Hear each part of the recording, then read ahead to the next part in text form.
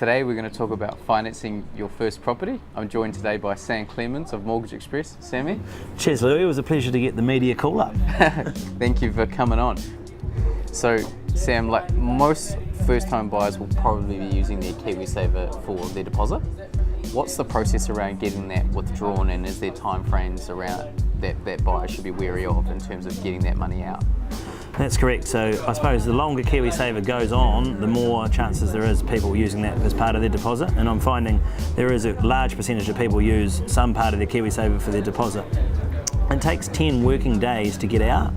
So that's 2 weeks. As a minimum? As a minimum, no, so that's the maximum it takes, so it's sort of a guideline. But also with your Kiwisaver, it is tough when you're using that for all of your deposit, as technically you don't own the property until settlement day. So there is, I suppose, a few things that can trip you up around the Kiwisaver where you can't get it out for your deposit. So the initial 10% deposit to pay to go unconditional. So there is some things there, and definitely recommend seeking legal advice around that and getting your solicitor on that as quick as possible. In addition to the Kiwisaver, for the use of the deposit, is there a certain percentage of deposit I should be using when I'm out, as a ballpark when I'm out looking? So initially, 20% deposit is perfect. So if you've got a 20% deposit, you're with the lenders, you're on all the mainstream rates, you'll get the best discounted cash rates, the best cash contributions that lender can provide.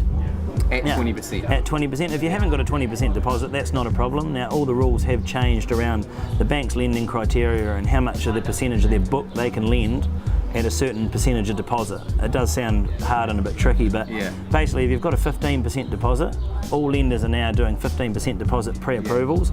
They have different criteria around that, whether you're an existing bank client or whether you're not. And that has different fees and associated cash contributions and rates that are attached to the interest that go with it. So are you saying that the lower the deposit, the higher interest rate you'll pay? That's correct. Okay. And for 10% deposit, they're doing new home building at 10% deposit. Some lenders are still doing 10% deposit pre-approvals. You've also got the Housing New Zealand First Home Buyers Grant. So that's great for pre-approvals. Also the Welcome Home Loan.